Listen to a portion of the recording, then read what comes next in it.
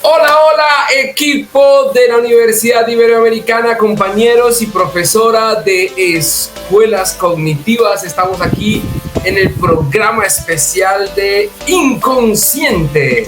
Estamos acá desde Inconsciente para que hablemos acerca de un tema bien interesante, y es que vayamos a descubrir un poco más cómo funciona ese misterioso aspecto del inconsciente.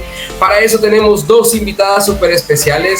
Desde estudio, acompañándonos y gestionando toda la información, se encuentra la doctora Neila, a quien saludamos especialmente. Y en línea tenemos a una especialista que nos va a estar acompañando esta mañana con respecto acerca de esta materia espectacular, la doctora Paola Capador. Doctora Paola, muy buenos días, ¿cómo estás? Hola, muy buenos días a ti y a todos los televidentes que nos están viendo, y esperamos que el programa sea de su agrado.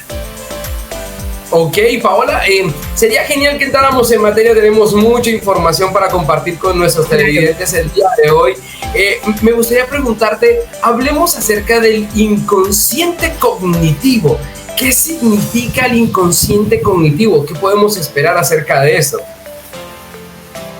Bueno, el inconsciente cognitivo se refiere a una serie de procesos mentales que operan de una manera automática e inconsciente, influyendo en la percepción y el procesamiento de la información y la toma de decisiones.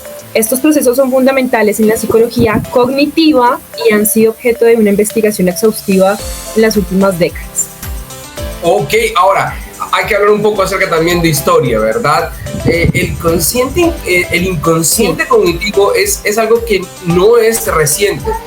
Esto viene incluso con raíces desde la psicología, la psicoanalítica de Sigmund Freud, en que a principios del siglo XX introdujo esta idea del inconsciente, ¿no? O sea, veníamos como en una separación total, no se tenía evaluado, no se consideraba, porque era algo muy difícil de identificar y de evaluar científicamente, pero digamos que así a principios del siglo se comenzó a introducir esa idea, ¿ok? Como una noción de procesos mentales que pueden ocurrir fuera de la conciencia, y comenzó a tener algo relevante. Pero, ¿qué podríamos seguir hablando acerca de hechos históricos o cosas significativas acerca del inconsciente cognitivo? Es que en la década de 1950 se presenta una teoría especial, que es la teoría de la racionalidad limitada de Herbert Simon, ¿sí? En donde este personaje introduce la idea de que los seres humanos no siempre toman decisiones completamente racionales. O sea, no es que todo el tiempo nosotros estemos midiendo o siendo conscientes de nuestras decisiones, sino que podemos llegar a tener algunas acciones inconscientes o automáticas, ¿sí? Este modelo, pues, de información que surgió en esa misma época fue revolucionando poco a poco la psicología cognitiva, ¿sí? Y se comienza a plantear una propuesta, Doc Pau. Se plantea una propuesta que dice, bueno, ¿cómo puede operar la mente basado haciendo una similitud como un procesador de información, ¿sí? Que incluye procesos tanto conscientes como inconscientes? Esa es más o menos como la mezcla que comienza a plantear esta teoría en esa época. Pero cuéntanos un poco más acerca del enfoque cognitivista, Pau. Bueno, además del enfoque cognitivista que pues se consolidó en 1950, hablando un poco de historia, promovió la idea de los procesos cognitivos, incluyendo aquellos que ocurren inconscientemente, aquellos que tú no te estás dando cuenta que estás realizando, o que tus acciones están llevando a un proceso. Pueden ser estudiados de una manera objetiva y científica, tanto visual, analítica, en una especie de test para poder evaluar este tipo de comportamientos, y esto allanó el camino de una investigación más profunda, que es el inconsciente cognitivo. ¡Uy, genial! Ahora vamos a hacer un salto más avanzado. Ya hablamos un poco acerca de este inconsciente cognitivo, pero sumémosle un punto más. Hablemos acerca del aprendizaje inconsciente. ¿Será que nosotros somos capaces de aprender de manera inconsciente, Doc Pau? ¿Tú qué crees? ¿Esto será que sí es real? ¿Funciona? Sí, muchas personas aprenden inconscientemente. Digamos que hemos evaluado mucho el aprendizaje en los niños, de cómo las manías y las formas de actuar de sus padres inconscientemente hacen que ellos actúen de una manera muy similar. Digamos que eso es como un ejemplo claro de cómo podríamos analizar el aprendizaje inconsciente. Por ejemplo, se ve muchísimo, bueno, todos hemos pasado por esa etapa, la etapa de niños, ¿cierto?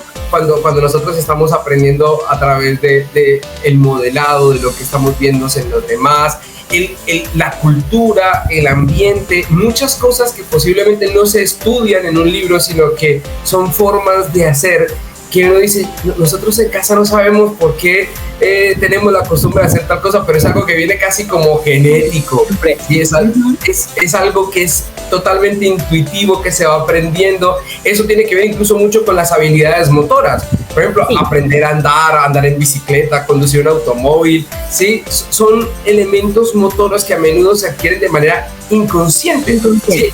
Se va practicando, se va haciendo de manera habitual hasta el punto en que se hace de una forma automática y no nos dimos cuenta, no hicimos como tal un curso, no nos graduamos de bicicleta profesional, sino que fueron cosas que poco a poco, a través de la práctica, pues nos va permitiendo a nosotros ir desarrollando este aprendizaje inconsciente. De eso también había una teoría muy interesante que era el condicionamiento clásico, ¿cierto, Pau? Sí, pues digamos que dentro del condicionamiento clásico se podría caracterizar obviamente por lo que tú dices, la modalidad y los modelos visuales que tiene el niño o la persona en desarrollo frente a un entorno. Su entorno de desarrollo hace que inconscientemente tengan un aprendizaje. Entonces esto también nos ayuda a evaluar cómo es su entorno de crecimiento, si están creciendo de pronto en un entorno activo, pero un activo de desarrollo muy respetuoso frente a obviamente una familia amorosa o una familia conflictiva, o si de pronto este niño más adelante pueda tener algunos problemas de carácter y de temperamento según pues el entorno de su desarrollo y de su aprendizaje obviamente inconsciente. Uno de estos personajes famosísimos de este concepto de condicionamiento clásico pues fue el ejercicio que nosotros pudimos ver a través de Pavlov, ¿no? Que teníamos el estímulo versus la reacción que se estaba experimentando. Lo mismo podemos hablar un poco acerca también del aprendizaje asociativo, y es cuando nuestro cerebro comienza a llevarse esas asociaciones entre estímulos y respuestas que ya vienen implícitas y dice, bueno, por ejemplo, podemos asociar un aroma agradable con una experiencia positiva sin ni siquiera estar haciéndolo de manera consciente, como dice, ay, oiga, percibí tal aroma y eso me teletransportó a tal escenario, a tal recuerdo, a algo que disfruté o que me pareció placentero, y no lo estamos haciendo de manera consciente, eso sale de forma instintiva, automática. Eso es básicamente, de hecho, la evidencia más grande a favor del aprendizaje inconsciente proviene de numerosos estudios y experimentos en psicología. O sea, no es algo que simplemente se dio porque sí, sino que realmente se ha ido profundizando y ha hecho grandes aportes a la neurociencia cognitiva. Pau, ¿cuáles podrían llegar a ser alguna de esas pruebas y hallazgos que respaldan pues esta idea del aprendizaje cognitivo? ¿Cómo podríamos probarlo? Pues mira, hay algo llamado pruebas de memoria implícita. Esto es, en experimentos de memoria implícita, los participantes pacientes que son parte de estas pruebas pueden recordar información o realizar tareas específicas asignadas sin conciencia o conscientemente, sin haber aprendido la información. Ejemplo, tráeme la manzana. La persona nunca aprendió a que yo le dijera tráeme la manzana y a educar a la persona, sino simplemente sigue una orden. Entonces, esa persona, ¿cómo aprendió a seguir esa orden? Inconscientemente la aprendió viendo a su entorno, o en su entorno seguramente alguien hizo la orden o dio la orden a alguien y esa persona pues la siguió. Otro ejemplo clásico es el test de prueba de fragmentos de palabras. Las personas o los pacientes pueden completar fragmentos de palabras que han visto previamente en letreros, en calles, en periódicos, revistas o en la misma televisión, que son medios ahorita de comunicación, pues redes sociales también. Incluso si no la recuerdan haberlas visto, aún así la asocian con un recuerdo. Eso básicamente es una de las... Eso es espectacular, es que nuestro cerebro es un universo genialísimo. Maravilloso. Incluso hay herramientas también técnicas, como por ejemplo la neuroimagen, ¿okay? Que nos permiten a través de estudios de resonancia magnética mirar, o también incluso los electroencefalogramas, que nos permiten percibir la actividad de nuestro cerebro cuando estamos de manera consciente, pero también nos demuestra que hay actividad en nuestro cerebro de manera inconsciente. Y esos son como elementos que nos permiten a nosotros como ir soportando este proceso y decir, mire, tenemos la posibilidad de ver y de experimentar que el consciente y el inconsciente es un equipo, ¿sí? Es un complemento, no podemos separar el uno del otro, realmente están allí y es real y pues influye muchísimo en nuestro comportamiento. Pero vamos, sería importantísimo que habláramos acerca de, ya hablamos acerca del inconsciente cognitivo, hablamos un poco acerca del aprendizaje inconsciente, hablemos de la memoria. Cuéntanos un poco acerca de esa memoria inconsciente. ¿A qué se refiere? Bueno, digamos que otro concepto interesante dentro de toda esta descripción de lo que hemos visto del inconsciente es la memoria inconsciente, que se refiere a la capacidad de almacenar y recuperar información de experiencias, situaciones que hayamos vivido sin que seamos conscientes de ello.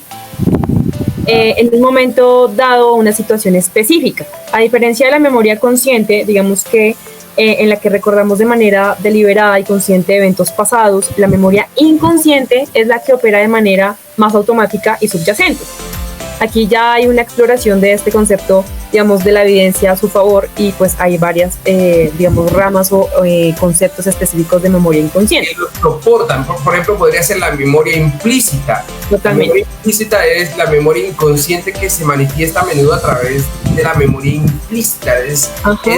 Eso se refiere a la capacidad de recordar información o habilidades sin esfuerzo consciente. Es como decir, yo me sé de manera automática el número de celular, por ejemplo. Sí. O incluso tiene que ver muchísimo con las habilidades motoras, ¿sí? Entonces, son esos reflejos en donde hay una acción, yo tengo una reacción inmediata, o ya recuerdo que la luz se apaga en el cuarto en determinada parte, entonces lo puedo hacer incluso de manera inconsciente. Tiene que ver muchísimo eso, que es como esa memoria que va con la parte motora y algunas formaciones de palabras o capacidad de explicar conscientemente cómo se adquiere esta información. También la influencia en el comportamiento. La memoria inconsciente puede influir el comportamiento de las personas aún sin que ellas sean conscientes de esto, ¿sí? Hay personas que pueden sentirse atraídas a determinadas situaciones y lo hacen de manera inconsciente, como decir, yo no sé por qué me gusta tanto tal sabor, tal aroma, lo hace de forma, esos estímulos alteran el comportamiento de las personas y no necesariamente lo hacen de forma consciente. Ahora, también podríamos estar hablando acerca de otra evidencia a su favor de la memoria inconsciente, que estamos hablando de la memoria inconsciente, es que respalda la idea de que no todo el almacenamiento y la recuperación de la información depende de la conciencia consciente.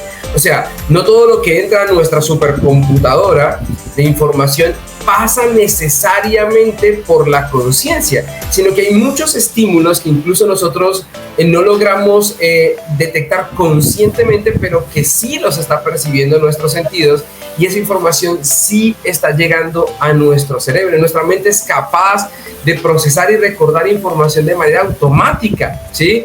Y a menudo sin que seamos conscientes de cómo recordamos ciertas cosas. Eso es importante tenerlo presente, ¿sí? Ahora, esto tiene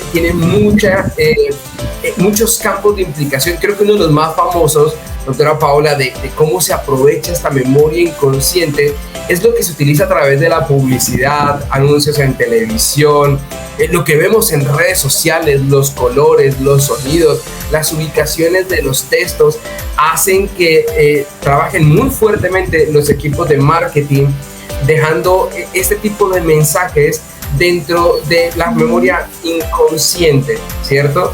Para que lo logremos recuperar de forma estratégica y rápida. Ahora, cuando nosotros comenzamos a tener algunas dificultades, doctora Paola, en el concepto de apreciación o representación de nuestro mundo, ya saliendo un poco del tema netamente de la conciencia o la inconsciencia, entramos a ver un concepto interesante que es la negligencia atencional. O sea, yo cuando escuché la palabra negligencia, me recordó a mi mamá que es que usted no es negligente, es que usted es como si no fuera capaz, como si tuviéramos una limitación. O sea, la negligencia atencional es un trastorno neuropsicológico, ¿no? O sea, es algo que se ha presentado y que generalmente puede coincidir con una afectación o un daño del hemisferio derecho o el hemisferio izquierdo del cerebro, y eso hace que esa percepción de la que habla la doctora Paola se vea afectada, ¿sí? Y pues que no podamos procesar la información de manera correcta. Pero existen diferentes tipos de este tipo de negligencia. Tenemos negligencia espacial, que la espacial es la que incluso dificulta que las personas tengan la posibilidad de abotonarse una camisa, de reconocer el espacio, de caminar. Cuando están, por ejemplo, espacial constructiva, habla acerca de que las personas tienen dificultades para percibir o construir objetos en tercera dimensión, ¿sí? Dibujar un objeto en tercera dimensión o construir alguna estructura se le dificulta. Es como si se le colocara pausa y el cerebro no lo pudiera lograr. La negligencia personal, por ejemplo, es un tipo de negligencia que afecta la conciencia de la persona sobre su propio cuerpo. Entonces, las personas, pues, yo no sé, no tengo conciencia de mis manos o de mis pies. Los puedo tener, los puedo ver y ser consciente de ellos, pero no los puedo, como si no los pudiera percibir, ¿sí?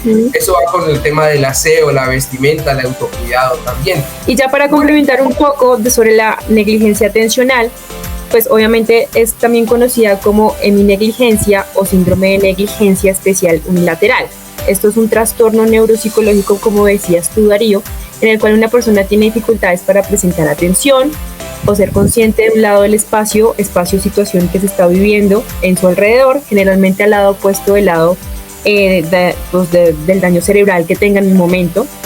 Y esta condición puede ser resultado obviamente, del hemisferio derecho o izquierdo del cerebro, y afecta la percepción y la atención, existiendo las diferentes negligencias que anteriormente hemos hablado.